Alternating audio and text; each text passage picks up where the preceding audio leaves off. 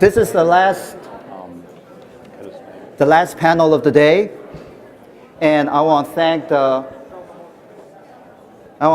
the APLU Planning Committee for placing the humanities and the social sciences for the last and the best.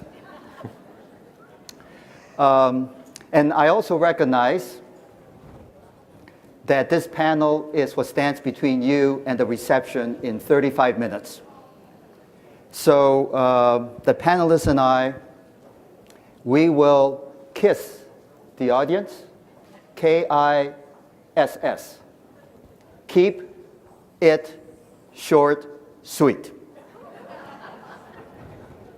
The issue that the panel will discuss, and then we'll open it up for questions, is the role of the social sciences and the humanities in, as Professor James said earlier today, reigniting the American dream, about applying the basic land-grant idea in the 21st century. What is the role of the social sciences and the humanities?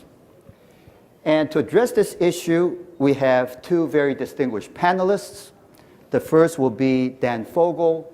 He is a professor of English and a former president of the University of Vermont.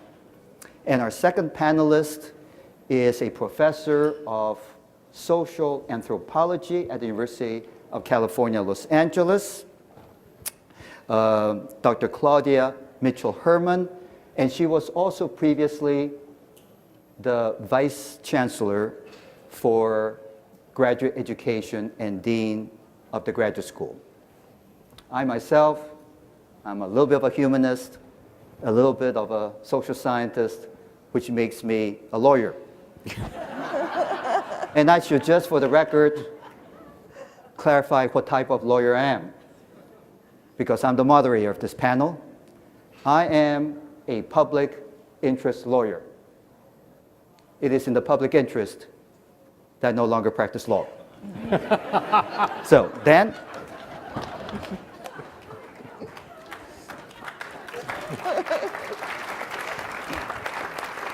Thank you, Wallace. As Wallace said, it's been a long day. We're near the end. It's been rich, stimulating, provocative, challenging, and, well, long.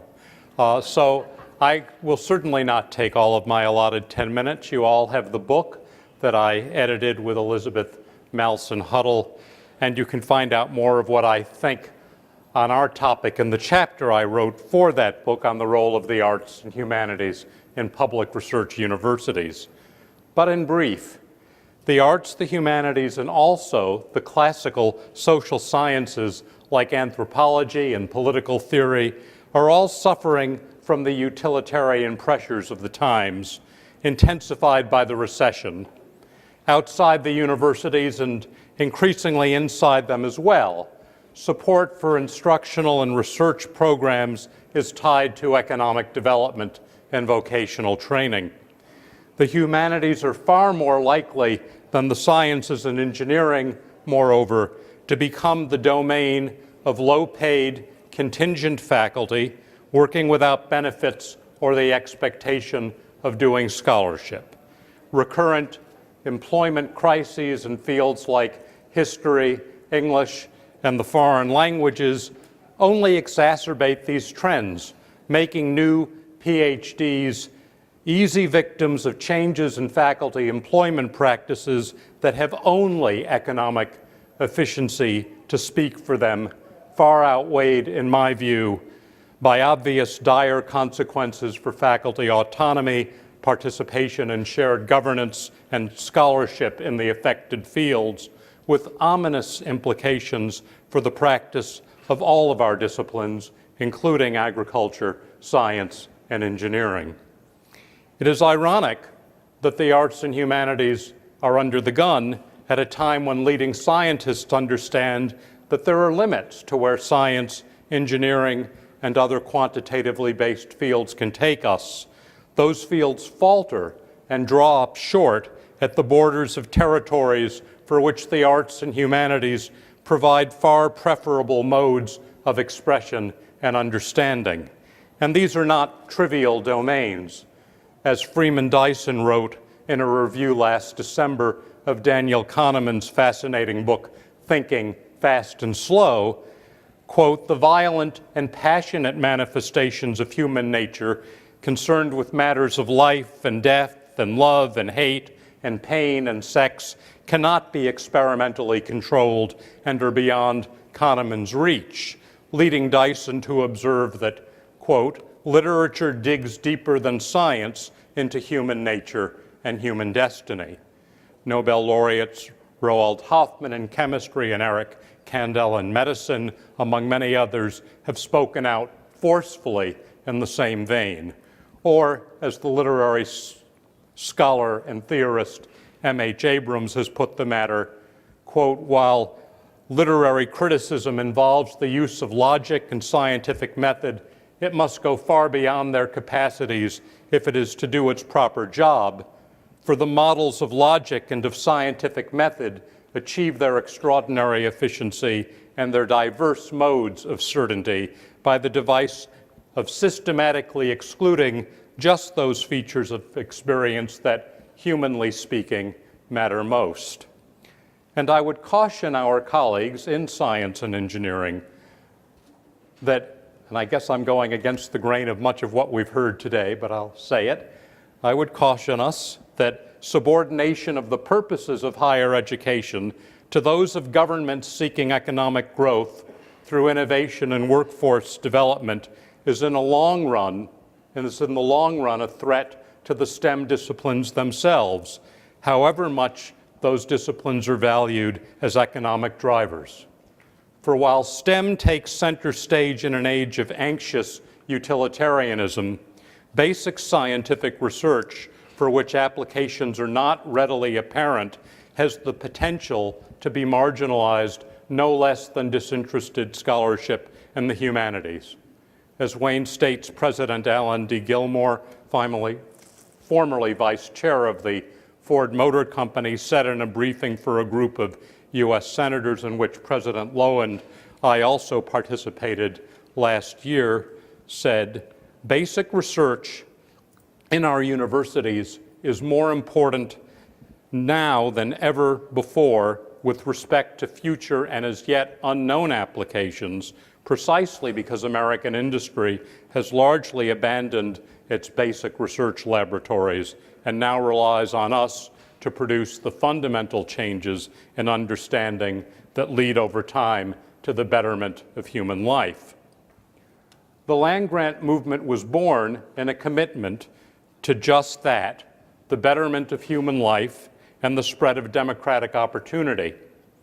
It came to life just in time to be an important force in shaping the emergence on these shores after the Civil War of the modern research university as a marriage of the English model of residential undergraduate colleges and the German model of free and disinterested scholarship tied to graduate education. As much as those of us whose job it is to drum up political support for public research universities feel compelled to trumpet our undeniably powerful and indeed indispensable role in building national prosperity, competitiveness, and power, that two-fisted mission of teaching and disinterested scholarship is not at bottom about economic development, and it can only suffer when our disciplines are reduced to that which can be monetized quickly and when we and our students are reduced to being economic production units. That is no less true for the STEM fields than for the arts and humanities. As that reductive trend intensifies, our humanity and democracy itself are in very real peril, as Martha Nussbaum has eloquently argued in her book, Not for Profit: Why Democracy Needs the Humanities. That is why I say in my chapter of Precipice or Crossroads that the arts and humanities are the canary in the coal mine for the rest of the academy.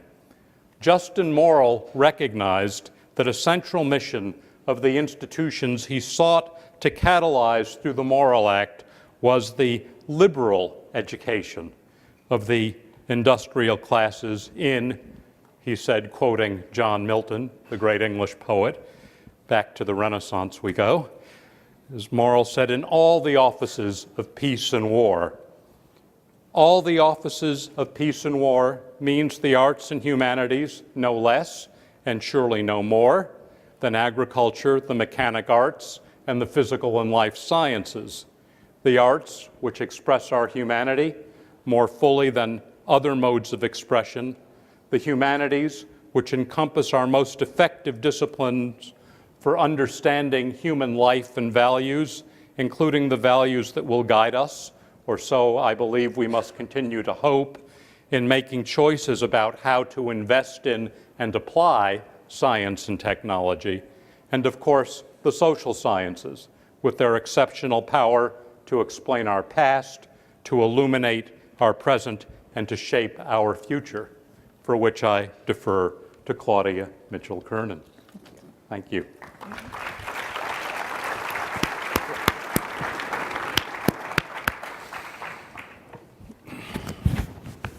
Thank you, Dan. I guess we are getting close to the end, and I'm going to try not to take my full 10 minutes either. In reflecting on the mission of my home institution, I've often drawn inspiration from Daniel Coit Gilman's inaugural address as the second president of the University of California. California had been a part of the United States for barely 2 decades when Gilman took charge in 1872. And so the central theme of his remarks had to do with the university's relationship to the new political entity. Conscious of UC's land-grant mission, Gilman offered his perspective on directions for the new institution and its imperative to serve the common good. And I quote, "This is the University of California, the university of this state. It must be adapted to the people, to their geographical position, to the requirements of their new society and their undeveloped resources. It is not the foundation of private individuals. It is of the people and for the people, and the highest and noblest relation to their intellectual and moral well-being. It opens the door of superior education to all." Gilman defined the public good in terms of people within the university's metaphorical reach. In his day, however, the fastest way to cross the ocean was by steamboat, and the first transcontinental railroad was just 3 years old. Today, Washington and Los Angeles are a few hours apart, and Beijing, Paris, Tel Aviv, and Nairobi are not much farther.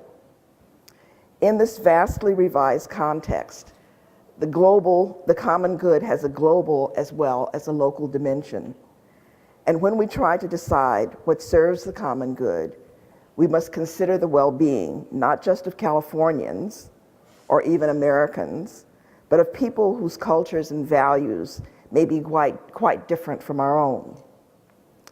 The university needs to take on the big issues of our time: climate change, dwindling supplies of fossil fuels, the international spread of disease, economic dislocations here and abroad resulting from globalization, and the demographic changes that have occurred in their wake, building more inclusive societies, and of course, war and warfare.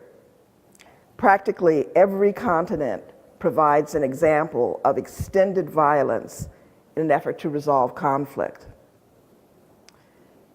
It is somewhat paradoxical that in an era of globalization, it is precisely those fields that have so much to offer in helping universities define and achieve their goals of internationalizing education that the humanities and social sciences find themselves somewhat marginalized by current utilitarian measures of value. Insiders know that while the university may appear to be monolithic to outsiders, the disciplinary sectors reflected in the organization of this panel are distinguished not only by the nature of their subject matter and the methodological requirements of good practice. In the last 50 years, the social sciences and humanities have actually grown more alike. Though positivism continues to exert a strong influence, the social sciences are more engaged in interpretive studies than in the past. Similarly, sectors of the humanities have not only deployed new technologies in pursuing their inquiries, but literary works are now studied against a backdrop of social, political, and cultural issues. Indeed, critical theory that seeks to interpret our literary heritage by illuminating connections between texts and our cultural and political lives has diffused into the social sciences and to areas as far afield as law.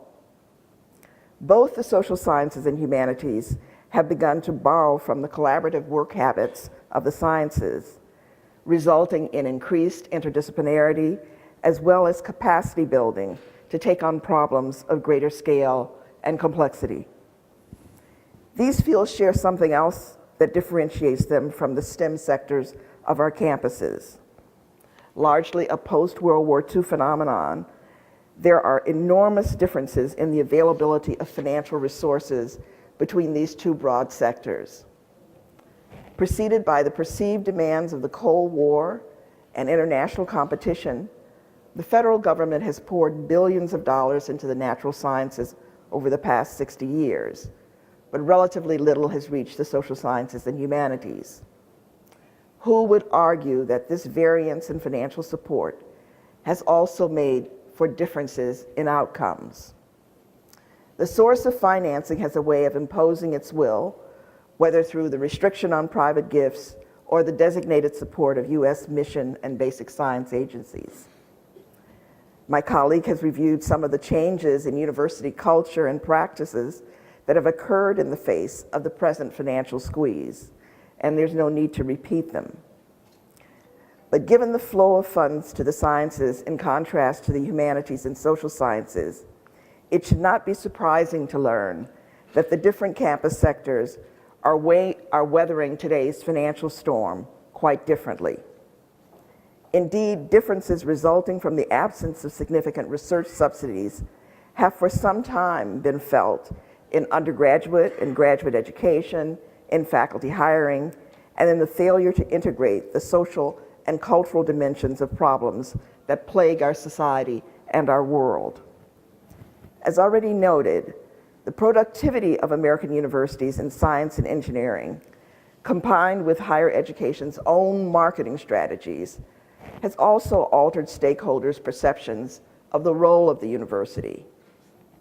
If investment is a measure of perceived value, the current emphasis on the importance of new technologies and new products and processes to economic growth and competitiveness has obscured appreciation for the contributions of the humanities and social sciences, not just to a well-rounded education, but to the promise these fields hold for improving the state of our civilization. Many problems that threaten our well-being could profitably come under the lens of the social sciences, areas that have never shared in the largesse distributed to the natural sciences. As universities and their stakeholders herald the discoveries taking place in their halls of science, they also need to promote a more holistic view and appreciation for their diverse undertakings.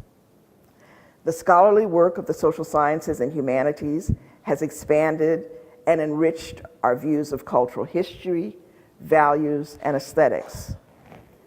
These areas continue to have much to offer in providing the moral nourishment needed to transcend ethnocentrism and self-deception. While the corpus of knowledge continues to grow, with great potential for advancing the well-being of people all over the world, the state of our civilization is mired in social failures that are centuries old. The use of military power as a tool of politics, the division of society into a few who have and many who have not, intolerance for outsiders who don't match the insiders in terms of race, religion, class, or sexual orientation. Progress in the areas of human relations and social organization is as crucial to our society's future as scientific and technological innovation is to our economic competitiveness. Without such progress, our social fabric will continue to deteriorate, and tensions among groups will further threaten social cohesion. Social scientists and humanists contribute greatly to our understanding of each other and our ability to forge a communal life that fosters both freedom and equity. The humanities and social sciences help us as individuals and as a society to understand what we have been, what we are, and to envision what we should and could be. We need these perspectives if our values are to keep apace with the accelerating transformation of our society and planet, and if we hope to arrive at new systems of values worthy of our allegiance and new visions that are worth striving for. As we endeavor to preserve the great legacy of this country's public universities, we might profitably consider some of the new investment strategies that can harness the strengths and contributions of the social sciences and humanities. If I can, I think I have another half minute. I think I'd like to close with another quote from Gilman, who is important to me as both an early innovator in terms of the land-grant mission and, of course, as the first president of Johns Hopkins, bringing that research mission and land-grant mission very much together in his view of the world. What he said was, give us more and not less science. Encourage the most thorough and prolonged search for the truth, which is to be found in the rocks, the sea, the soil, the air, the sun, and the stars, in light and heat and magnetic forces, in plants and animals, and in the human frame. But let us also learn the lessons which are embedded in language and literature, in laws and institutions, in doctrines and opinions, in historical progress and international relations. Let language, history, and literature, oratory, poetry, and art still form a chief part of liberal culture. Thank you.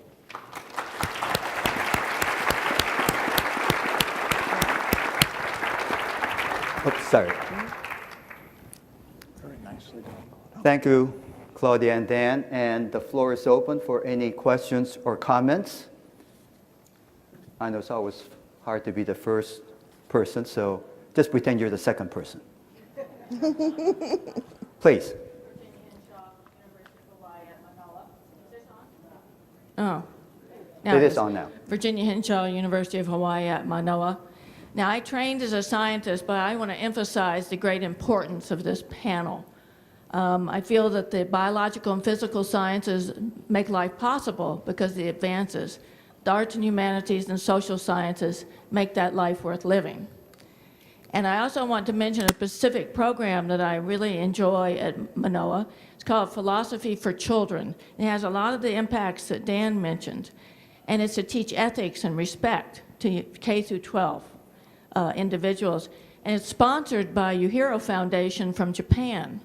So it means that teachers and principals and students are working back and forth between Japan and Hawaii. And in addition, what happens is you see several changes for the positive. In education, you see decreased absenteeism, decreased behavior problems. You also increase activities in science because they build aquaponics and have gardens and learn about sustainability, waste and recycling, handling. And so I just think that's a great example of how the two have come together and encouraged our children to lead principled lives, which is important for all of us. Mahalo. Thank you.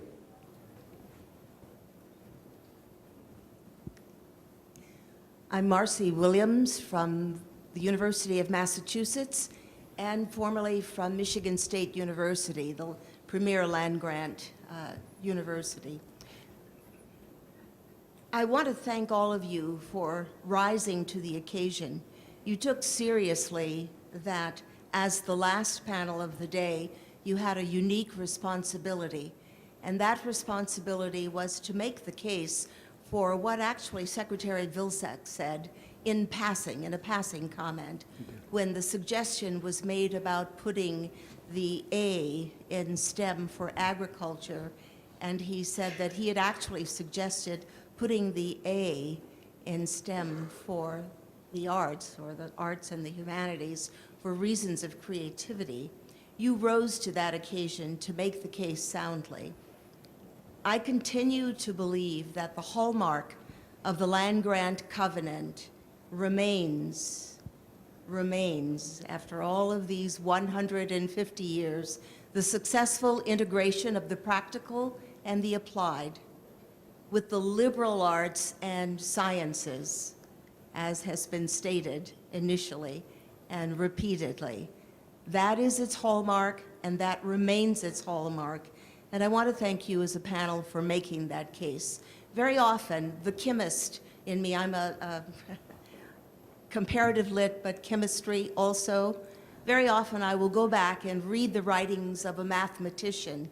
What was his name now? Lewis Carroll, I believe. And chapter 8 of Alice in Wonderland, the Queen's Croquet game, if you've not read that recently, I recommend it to you. And we will know why creativity is so essential. Alice was prepared, no matter that the hedgehogs were the croquet balls, no matter that the flamingo was the mallet. None of that mattered. Alice managed through that chapter. She was prepared through that chapter, just as we, in the land-grant research public university traditions, continue to be prepared and rise to the occasion, knowing how essential the creation, the spiritedness, the inventions are essential to everything we do. That, in fact, is the STEAM for the STEM that was mentioned in the earlier panel. So thank you, panel, for rising to the occasion and emphasizing why the arts and humanities are the core that drives this engine in land-grant public research universities. Thank you. Thank you for your inspired comments. We should have had her. There's no real answer to that except to add to Wallace's thanks that Justin Morrill made those remarks where he quoted Milton at the Massachusetts Agricultural College in Amherst on the 25th anniversary of the passage of the Land-Grant Act in 1887. Well, at my home institution, the University of Maryland, when it became a land-grant institution, I was looking at the past history, and the president of the university was a professor of moral philosophy. And moral philosophy, as well as studies on the efficacy of 15 different types of fertilizer, were both required courses. But let me just play the devil's advocate, either for the audience or for the panelists. Look, the humanities, the arts, and the social sciences, nobody is saying that they're luxuries. Nobody's trying to marginalize them. The question that should be asked is, and I don't think that somehow the social sciences and the humanities deals with basic scholarship and is somehow diminished by dealing with applied issues. After all, if we expect state funding, then knowledge should be applied to the service of society. That's the key idea of the land grant, as well as its democratizing function. I think the harder question to ask is the following. Given the fact that this is a new normal, a time of perhaps prolonged austerity, given all the challenges that have been discussed today, in terms of how to feed, how to heal, how to transport, how to prosper in the 21st century, in a global society, what do the social sciences and the humanities have to say about these issues? They have a lot to say, but have they been saying that? Sure, the funding has been less. Has it been because somehow they're less important? I don't think so, because surely understanding the human condition is an absolutely essential enterprise. But, so this is a question. How do the social sciences and the humanities contribute to issues such as water, such as food security, such as national security, and so forth. Are there examples in the audience that you can raise? Well, I'll just mention one thing, and that is something that I alluded to. Warfare is very, very significant in this world in terms of food security and lack of food security. Okay. And let me take a little stab at that, Wallace. I would say two things. One, we heard in one of the panels on, I think it was the agriculture panel actually, that changing behavior is a key, and certainly that's been a key in the recent, relatively recent strategic plan of NIH. Behavioral change is a key to promoting a more healthy population. And the social sciences clearly have many applied areas that go to behavioral change. And it's not simply about health and whether you have the smaller portion size, which I think was the context in which that came up, but it also, and we've got a big project at UVM with the Sandia National Labs around changing the behavior of people who now are going to have information given to them from a smart grid and how to manage energy, and changing the behavior of people who may not be terribly sophisticated, who may not be highly educated, who live in rural areas in a rural state, and really having that technology work. And again, the social sciences are key to that kind of intervention.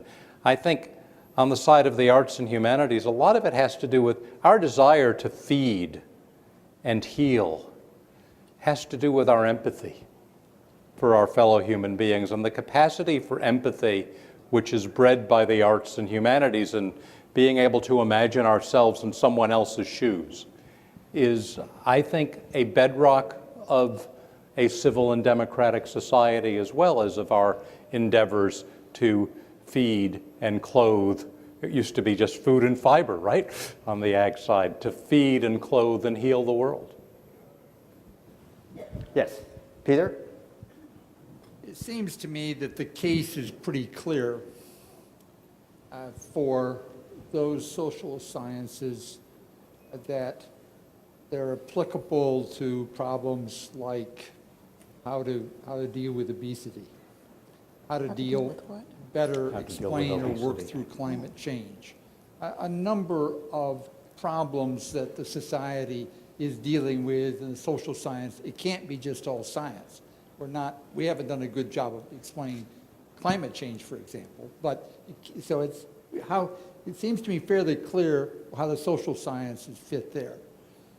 In that case, we don't always win to the funders and on universities, but that's reasonably clear. It seems to me the harder one, which I personally feel passionately about, but I think the case isn't as easy to explain, is the humanities writ large. Why is history so important?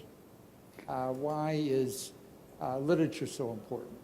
And I believe it is because, as Dan was just saying, it's about humanity. It's about who we are. If we can't understand those things, how can we understand our world and how can we deal with it? But that's a harder case to make, is it not, Dan? Is that a fair way to say it? I think you're right, Peter. It is a harder case to make, and yet we heard, I was struck again, I'll go back to the very good ag panel, when was it the secretary who observed that 4 CSIs on television steer kids into criminal justice programs when, gosh, they could be burning with passion to do research on seeds. And but that's a scriptwriter, that's a producer, those are actors, that's drama. Maybe we need to make, I really, if you read my chapter, you'll see I really shy away just because I think someone has to do it. from making the utilitarian cases. And I completely respect Wallace's statement that, we're getting public money, we have to justify it. But I think I believe the entire enterprise of the Academy and all of its benefits are imperiled when we lose that commitment that is core to the humanistic tradition, when we lose the commitment to a disinterested quest for the truth and a disinterested passion for the transmission of knowledge. That's really, our real mission is teaching and scholarship, ladies and gentlemen. Economic development and workforce development are wonderful concomitants, but our real mission is teaching and discovery of the truth. Betsy? Thank you, Wallace. I've kept quiet all day, and many of you who know me know that's a difficult thing for me to do. But at this point, I just feel I have to speak. I'm the product of one of the nation's greatest small liberal arts colleges, Smith College. I majored in history. I spent most of my career as a professor and administrator at the great land-grant universities in this country, so I understand both worlds. But I would not be the person I am today if I had not majored in history. It doesn't matter that I was at a liberal arts college majoring in history at any of our public land-grant universities. What it taught was critical thinking, the ability to read critically, the ability to write, the ability to communicate. We have so underestimated the value of the humanity. We want to be too utilitarian about the value of humanities. Without humanities, we have no education.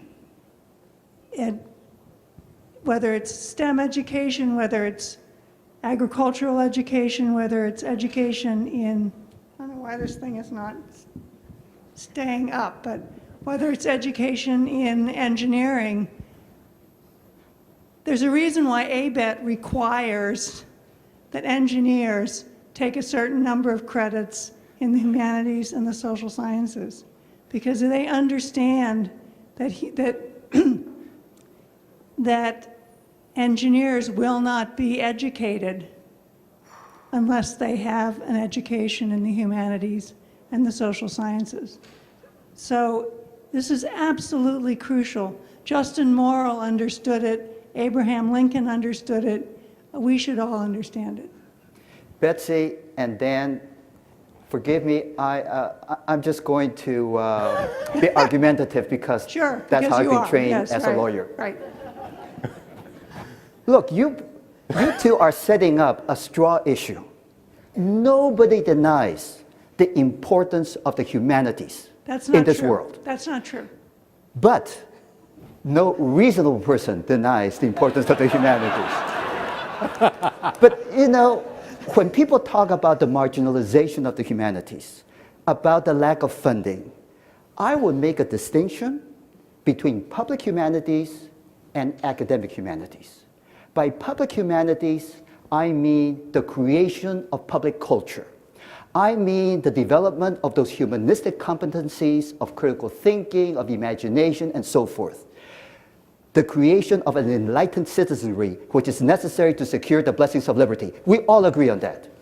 I think the reason that the humanities may be in crisis, or so they say, when it takes 10 years to get a PhD in the humanities, when you have so many unemployed people in the humanities, is because the academic humanities deal with the criticism and with the interpretation of the cultural canon, and it's often written in ways that's utterly impenetrable to the average person. That, I suggest, is what's not being funded. But if the humanists want to play a key role in all of the critical issues of the day, they have a very important role to play, and they are playing that role. So as a former historian who left history to go to economics because the job market was so bad, I don't disagree with you. But at the same time, those who ignore history are doomed to repeat it. Well, and, Then you have the final word. well, I know our time is up, but I just have to say that, impenetrability is not a monopoly of the humanities. You had a brilliant colleague here who's a string theorist. I know a lot of physicists who don't understand string theory. We all have our areas of esoteric expertise, but I think the basis of human imagination and allowing us to put ourselves in each other's shoes is part of the public humanities, as you said, but it's also part of what we try to understand and convey to our students every day when we teach. Well, excuse me, I have one last thing to say, because I would not want anyone to leave here thinking that students spend 10 years pursuing humanities degrees because of their vocabulary and the abstruseness of what they do. Humanities students are practically the only graduate students on all of our campuses who actually work their way through graduate school. Well, it's precisely because we have humanists and quasi-humanists on this panel that we're having a vigorous debate.